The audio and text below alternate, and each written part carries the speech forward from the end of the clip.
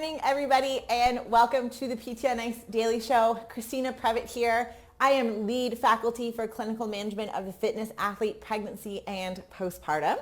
I've gotten into this habit lately of being on the podcast twice in 1 week and then ghosting you guys for a week and then coming back on.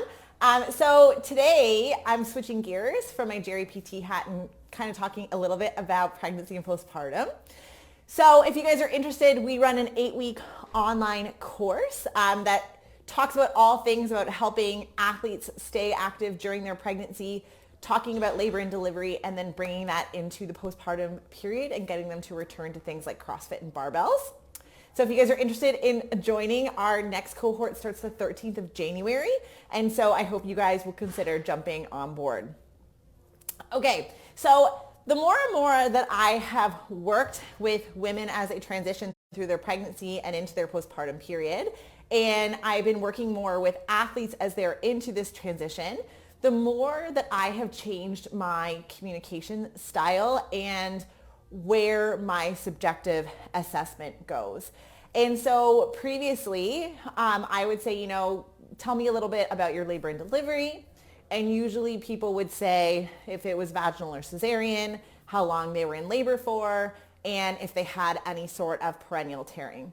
And all of that is really important information because we have research that supports different risk factors, and we're going to make different considerations in return to sport based on, for example, if you have a big abdominal incision from a cesarean section, or you had a grade 3 tear in your perineum as a consequence of an instrumentation type of delivery.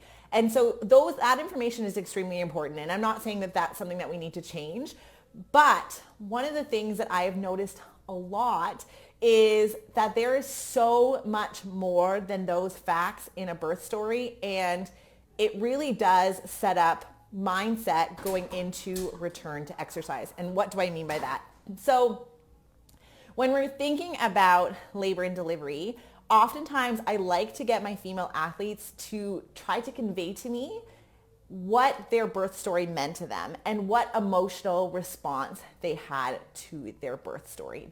So for me, for example, my birth story, I was induced at 38 weeks as a consequence of gestational hypertension. They were a little bit worried about me transitioning into preeclampsia. I am a business owner. I was doing a lot of traveling, and I was very, very nervous about how my business would transition without me there. I had also had a student at the time that was not doing well in terms of being able to potentially pass his placement with me. And I also couldn't find a replacement for myself. So I was really stressed going into the end of my pregnancy, and it seemed like 9 months kind of flew by. So I was being induced. I didn't have a really emotional response to that, but it was definitely something that I've talked to other moms, and even the process of having to be induced, some people can be very fearful of because people are told that contractions come on a lot faster, that you go from 0 to 100, that it's way more painful if you're being induced. Anyway, so I was induced at 38 weeks. When I got, so they do a prostaglandin to essentially get your cervix ripened and dilated to 3 centimeters. And then they start the induction by putting you on an IV drip where you increase sequentially in the amount of oxytocin until you're dilated to 10 centimeters and can start into the second stage of labor. So anything before 10 centimeters dilated and active pushing is considered your first stage of labor. And so I was given a prostaglandin, was able to walk for half an hour to show that the amount of cramping or contractions that I was having wasn't hitting too high of a level. And because an induction can take anywhere like to 3+ days, they said you can go and labor at home. And so I was able to labor at home. I'm going to tell you why this is all important. And then, so when I got home, my uterus got overstimulated. I ended up having contractions that were 90 seconds apart, over 45 seconds left. And then I ended up in hospital because I was vomiting because the contractions were coming on top of each other. So they took out the prostaglandin, they gave me some Gravol and morphine, tried to get me to sleep, put in a Foley catheter, and said, we'll try this again essentially tomorrow. And so at about 9 o'clock the next morning, I was going through contractions rhythmically and I was having this feeling of having to push. And the nurse was like, there's probably no way that you are that dilated. We haven't even started the oxytocin drip. The doctor will be in a little while. 15 minutes later, I was like, you need to check me. This baby is coming. I was 6+ centimeters dilated. They brought me into labor and delivery. I was 10 centimeters dilated and I started pushing before the OB could even get there. And Maya was born half an hour later. I had a grade 2 perennial tear. But if you just looked on paper, I was induced, so I was already considered having a complication. I had a tear and I was vomiting because my uterus had gotten so overstimulated that I was just not able to recover in between contractions. You would probably think that I had a pretty rough time with my labor story. I actually loved my labor experience. I thought it was so cool what my body was capable of doing. I didn't have a high level of pain. I didn't have to have an epidural or anything like that, thankfully. Not that there's anything wrong with that. I just didn't have the opportunity because I progressed so quickly into my second stage of labor. But I didn't have any negative thoughts or things that I was trying to overcome as a consequence of my labor. And there are other women, especially fitness athletes, right? Because we tend to be type A and we're really hardcore, we're really structured. Sometimes we can be really organized and have this kind of mindset that this is the way that things are going to be. And so many times when you are telling your labor story, it just doesn't go that way. And so there's a lot of times when people can have a fairly rigid birth plan and have to recover mentally just as much as they have to recover physically when things don't go their way. And that can be sometimes a driver into how they want to return to fitness. They want to get that birth story behind them, recover from that trauma, and just hit the ground running when it comes to their return to fitness and their return to exercise, whatever that exercise may be. So as a consequence of that, I've started diving a little bit more into my subjective, into a woman's feelings about their birth story. Like, did you have a dedicated birth plan? Did your labor and delivery go according to your birth plan? How do you feel about that? How do you feel about your recovery from that? Not just physically, but mentally. Many times people will think because something didn't go according to plan that they have taken more steps back than they maybe necessarily would have if they had been able to go directly according to their birth plan. They may now have sometimes negative perceptions of their healthcare providers because they thought that potentially you didn't have to essentially have a failure to progress and go to a C-section, for example, and that C-section was unnecessary. And so they're harboring some negative thoughts towards the healthcare system or resentment, and that may impact your therapeutic alliance, and you may have to tread carefully in regards to your messaging when you're talking to a fitness athlete who already feels like she's not being listened to, and you're telling her that she's not able to do what she wants to do just yet because of where her body is in regards to her recovery. And so trying to get a little bit more of a big picture of not only, was it vaginal versus C-section? How long were you in second stage of labor? Did you have any tearing? Was there any instrumentation? Did you have an episiotomy? All things that are going to be really, really important considerations in regards to our transition back into exercise and fitness, as well as the timeline for that being able to happen. But also, how did you feel from a mental health perspective regarding your birth story? Did you have a birth plan? Did it go according to plan? Did it not go according to plan? How do you feel like your recovery has? How do you feel emotionally about that birth story? Do you potentially need to make a referral to a mental health provider?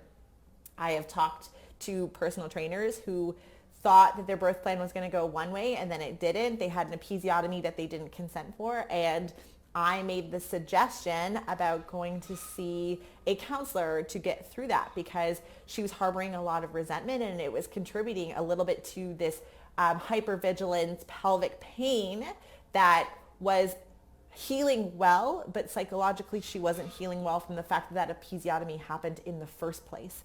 And so because of that, we weren't making the same headway that I was hoping to be making, because it wasn't that she wasn't physically recovered enough to get back onto a barbell. It was that emotionally and mentally she wasn't recovered enough from something happening potentially without her consent, or with her consent in the moment, or something that was considered an emergency at the time because of something happening in their labor and delivery. Another story that can happen is that, we think that everything is going to be fine, but what happens when things aren't fine? So she may have had a spontaneous vaginal delivery, but all of a sudden her child was jaundiced when the baby was delivered, and was traveled really quickly into the NICU. So she thought that she was going to have delayed cord clamping and all these types of things, that skin to skin contact, but because of something that was happening with her little one, she had to quickly be moved to the NICU, and she didn't have that time that she was expecting. And so physically, again, maybe totally recovered, but getting into those little nuances of her birth story are going to be really important. And we may think that the further a woman is postpartum, we may be working on just like leaking in 1 rep max deadlifts, but there might still be some underlying things going on in her birth story that she hasn't really recovered from, even if she is 8, 12, 16, 2 years postpartum and still seeing you for different pelvic floor dysfunctions. So just like Justin Dunaway talks a lot about in his persistent pain course, even though pain sometimes isn't the primary motive for somebody seeing you postpartum in regards to returning to sport, the concepts around chronic pain are going to be very, very relevant in regards to returning to sport. Oftentimes, in regards to symptoms, we can have a lot of women who are trying to return to a barbell who have hypervigilance, who are just always super, super worried about their pelvic floor, and it's because they may think that they're damaged as a consequence of their birth story. And unless we really dive into what happens, we may be hitting this roadblock that we don't even know exists. And so kind of wrapping that all up, in regards to your subjective, when you're working with a woman in her postpartum period who's trying to return to fitness, not only asking about some of the more medical nuances of her labor and delivery story around, method of delivery, length of time, et cetera, but trying to get into how she feels about that birth story, because it may be a really important considering factor in regards to, 1, creating therapeutic alliance with your client, and 2, that it may be that conversation that we're going to be having more around P&E, pain neuroscience education, in regards to trying to prevent fear and hypervigilance when we're starting to get back to more loading. All right, I hope you guys found that helpful. I am, again, going to reiterate that if you guys are interested in our 8-week online course for clinical management of the fitness athlete, pregnancy and postpartum, our next cohort is starting January 13th. I have 2 of the fitness faculty who are listening to me right now, so you're making me a little nervous, but I hope I was good and represented Fitness Athlete Friday well. If you guys have any other questions, or if you want to share your birth stories, if I have any females who are moms that have had significant issues happen in their birth story, I know I've talked to some of the women who have taken our online cohort, and one of the assignments I get somebody to do in week 3 when we're talking about labor is to get you to really deep dive into that subjective interview and get their feelings around their birth story. And it's really eye-opening to see the broad range from people who had a really positive experience like I did to people who didn't have a positive experience, and how that may influence their return to sport. All right, have a wonderful, wonderful weekend, everyone. And I will see you all in a couple of weeks. Bye.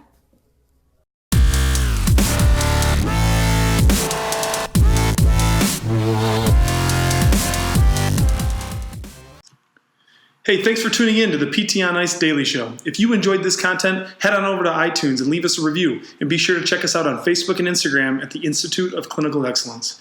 If you're interested in getting plugged into more ICE content on a weekly basis while earning CEUs from home, check out our virtual ICE online mentorship program at ptonice.com. While you're there, sign up for our Hump Day Hustling newsletter for a free email every Wednesday morning with our top 5 research articles and social media posts that we think are worth reading. Head over to ptonice.com and scroll to the bottom of the page to sign up.